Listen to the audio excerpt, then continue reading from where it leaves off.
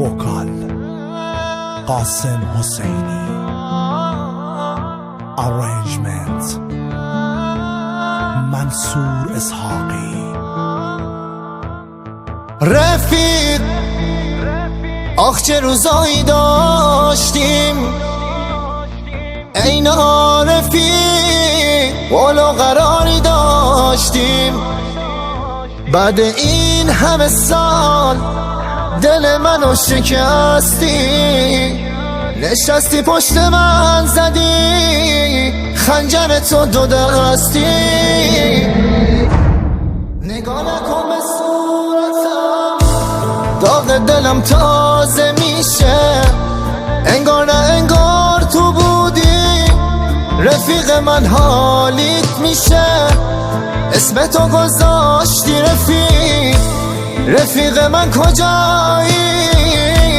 منو تو این دورایی تنها گذاشت خدایی.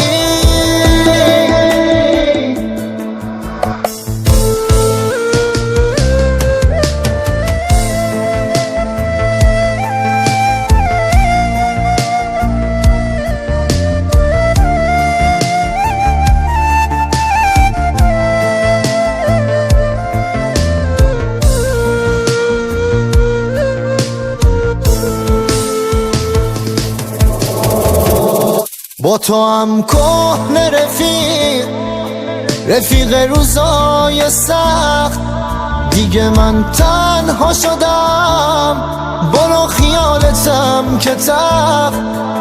با تو هم کهنه رفیق، تو رو میخوام کجایی؟ میشینم به انتظار، منم دارم خدایی.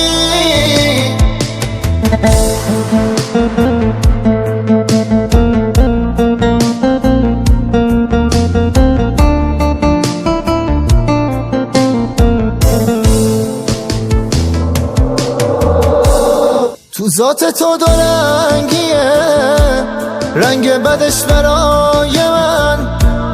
پیش تو من فرشتم و با دشمنات یهری من.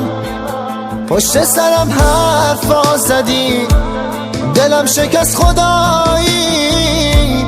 به اون خدا میسپارمت، امون از این جدایی.